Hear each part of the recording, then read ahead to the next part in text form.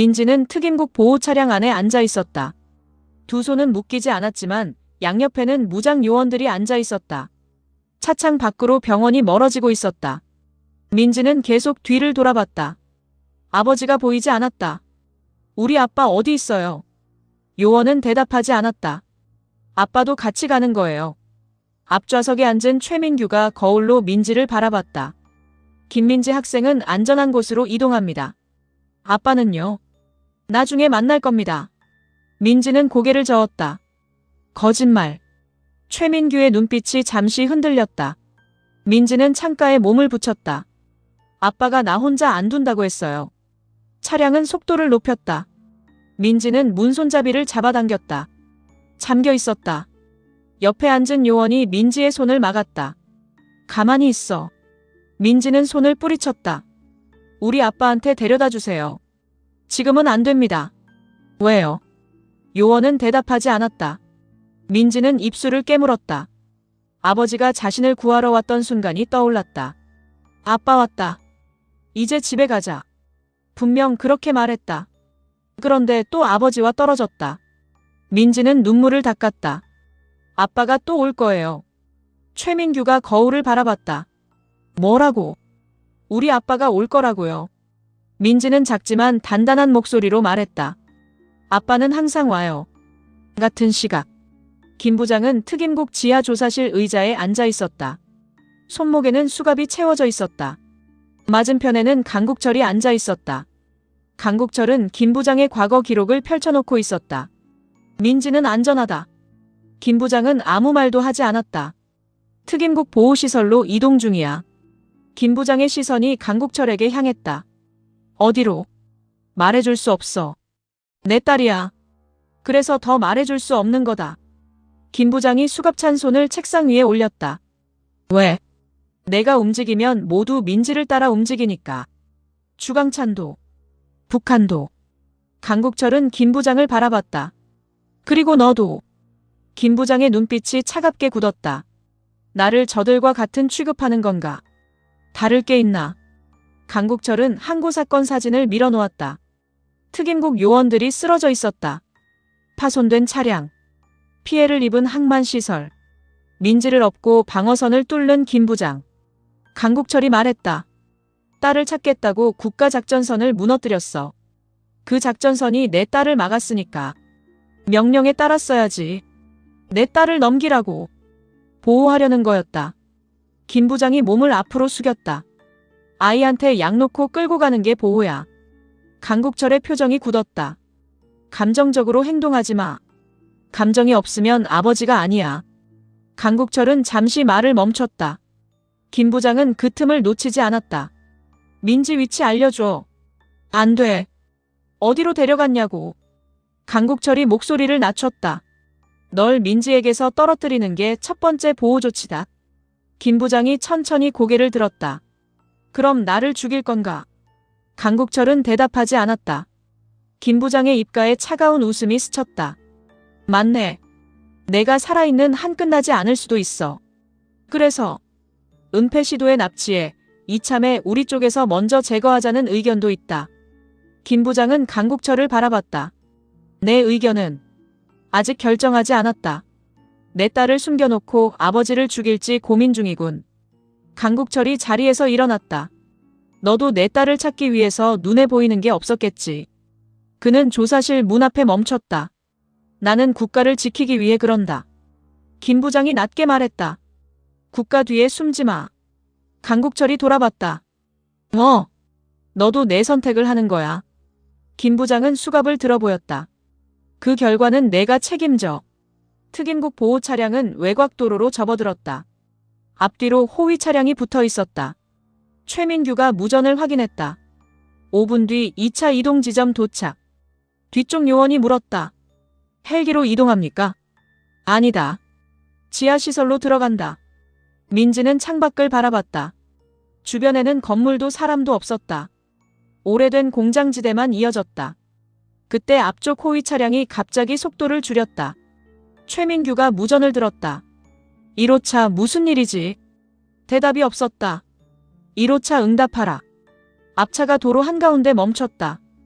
운전자가 급하게 브레이크를 밟았다. 차량 안의 모든 몸이 앞으로 쏠렸다. 최민규가 문을 열려는 순간 반대편 도로에서 화물차 2대가 들어왔다. 앞뒤를 동시에 막았다. 최민규의 얼굴이 굳었다. 전원 경계. 요원들이 무기를 꺼냈다. 민지는 몸을 낮췄다. 화물차 문이 열렸다. 검은 옷을 입은 남자들이 빠르게 내렸다. 특임국 요원들이 사격 자세를 잡았다. 신원 확인. 대답은 없었다. 최민규가 말했다. 김민지 학생부터 보호해. 한 요원이 민지에게 방탄조끼를 씌우려 했다. 그 순간 연막탄이 차량 아래로 굴러왔다. 차량 내부로 연기가 들어오기 시작했다. 민지가 기침했다. 문 열지 마. 최민규가 외쳤다. 그러나 뒤쪽 요원이 문을 열고 밖으로 나갔다. 곧바로 몸이 안쪽으로 밀려 들어왔다. 마스크를 쓴 남자들이 차량 안으로 들어왔다. 최민규는 첫 번째 남자의 팔을 꺾었다. 다른 요원이 민지를 감싸 안았다. 학생 숙여. 민지는 고개를 숙였다. 차량 안에서 짧고 거친 몸싸움이 이어졌다. 민지를 지키던 요원이 옆으로 밀려났다. 누군가 민지의 팔을 붙잡았다. 민지는 몸부림쳤다. 놔주세요. 마스크를 쓴 남자가 말했다. 조용히 가자. 민지는 그의 손을 물었다. 남자가 신음을 삼키며 손을 놓았다. 민지는 차량 밖으로 뛰어내렸다. 도로 반대편으로 달렸다. 다리에 아직 힘이 없었다. 몇 걸음 가지 못해 넘어졌다. 뒤에서 남자가 다가왔다. 민지는 몸을 일으키려 했다. 아빠. 남자는 민지 앞에 앉았다. 찾아도 못 온다. 민지는 그를 노려봤다. 올 거예요. 남자가 웃었다. 이번에는 늦어. 그는 손수건을 민지의 입에 가져갔다. 민지는 끝까지 얼굴을 피했다. 하지만 몸에 힘이 없었다. 시야가 흔들렸다. 마지막으로 본 것은 쓰러진 특임국 요원들과 불이 켜진 차량이었다. 특임국 상황실. 경보가 울렸다. 강국철이 조사실을 나서려던 순간 최민규의 긴급 신호가 들어왔다. 국장님. 상황실 요원이 자리에서 일어났다. 보호 차량이 공격받았습니다. 강국철의 얼굴이 굳었다. 위치.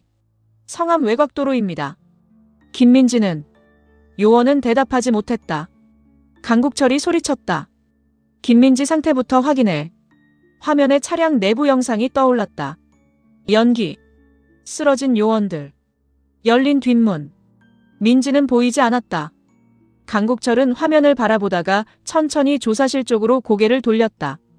조사실 안에 김 부장도 경보를 듣고 있었다. 김 부장이 물었다. 무슨 일이야? 아무도 대답하지 않았다.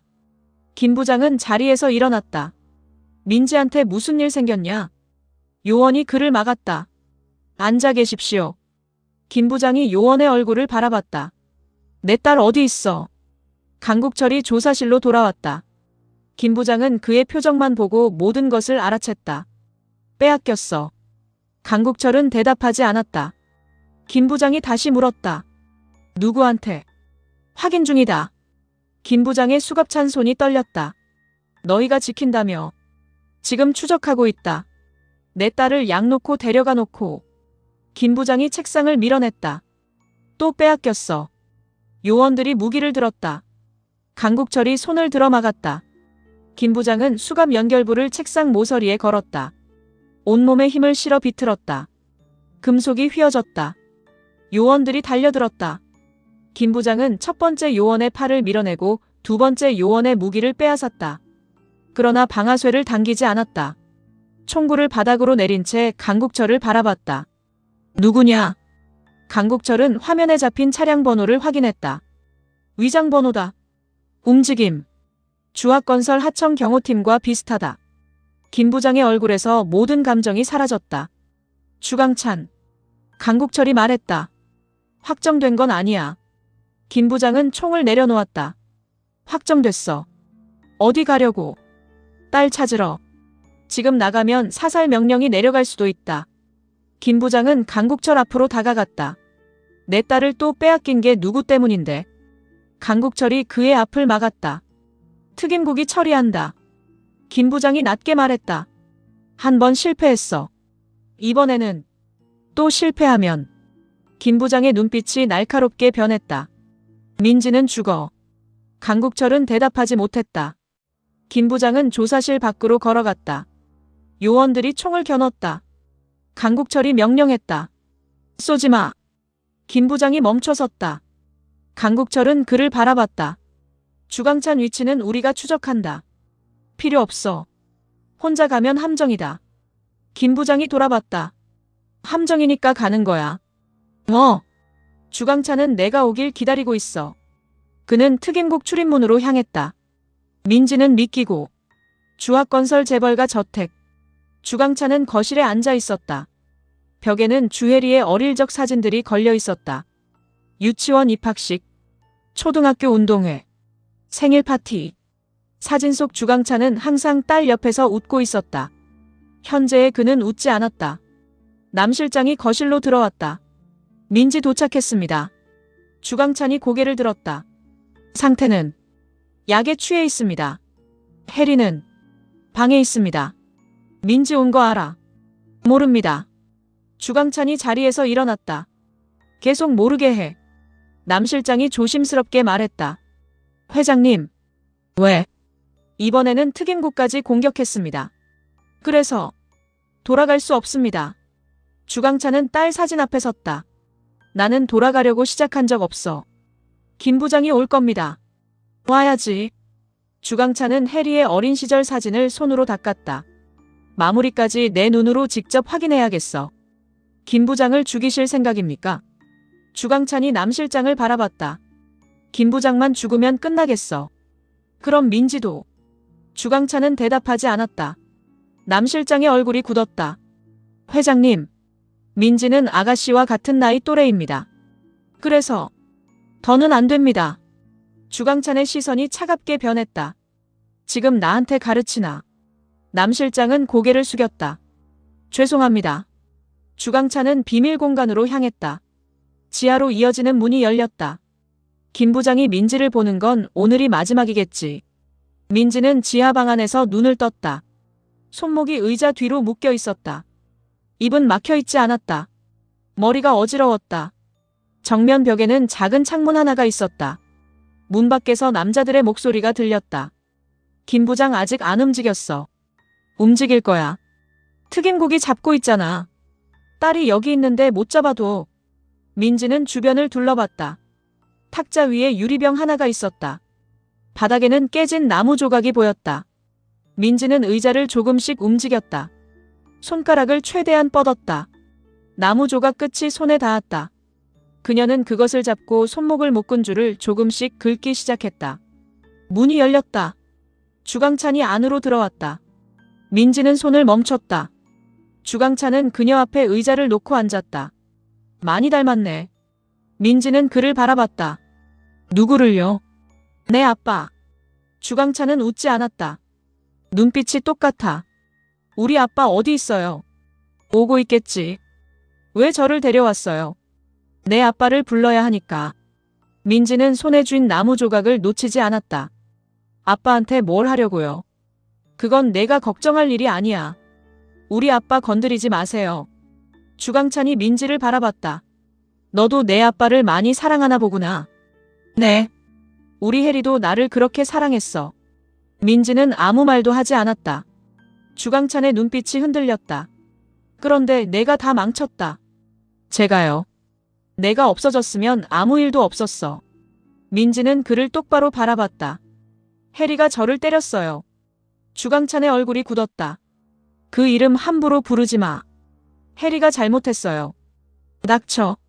주강찬이 자리에서 일어났다. 민지는 겁을 먹었지만 고개를 숙이지 않았다. 잘못했으면 사과해야 돼요. 주강찬의 손이 떨렸다. 내 아빠도 그렇게 가르쳤나? 네. 세상이 그렇게 쉬운 줄 알아. 잘못한 사람이 사과하는 게 왜 어려워요. 주강찬은 민지를 노려봤다. 아이의 말이 너무 단순해서 더 잔인하게 들렸다. 그는 천천히 몸을 숙였다. 내 아빠가 오면 내 앞에서 무릎 꿇게 할 거야. 민지의 눈동자가 흔들렸다. 안 그럴 거예요. 할 거다. 우리 아빠는 나 때문에 무릎 꿇지 않아요. 주강찬이 웃었다. 아직 아빠를 모르네. 민지가 대답했다. 아저씨가 우리 아빠를 몰라요. 주강찬의 웃음이 사라졌다. 민지는 힘주어 말했다. 우리 아빠는 저를 살리려고 무릎 꿇을 수 있어요. 주강찬이 그녀를 바라봤다. 그런데 무릎 꿇고 끝내지는 않아요. 김 부장은 특임국 주차장을 빠져나왔다. 성한수와 박진철이 차량 옆에서 기다리고 있었다. 박진철이 김 부장을 보자 달려왔다. 민지 어디 있어? 김 부장은 짧게 말했다. 주강찬. 성한수의 얼굴이 굳었다. 다시 데려갔어. 그래. 박진철이 차문을 열었다. 타. 김 부장이 멈췄다. 너희는 빠져. 박진철이 그를 바라봤다. 또 시작이네. 이번에는 진짜 위험해. 성한수가 말했다. 전에도 그 말했어. 주강찬은 나를 기다리고 있어. 그러니까 같이 가는 거야. 민지를 인질로 잡고 있다. 박진철이 김 부장의 멱살을 잡았다. 그래서 혼자 가서 같이 잡히겠다고. 김 부장은 그의 손을 떼어냈다. 내가 가야 민지를 살려. 내가 가면 주강찬이 약속 지킬 것 같아. 김 부장은 대답하지 않았다.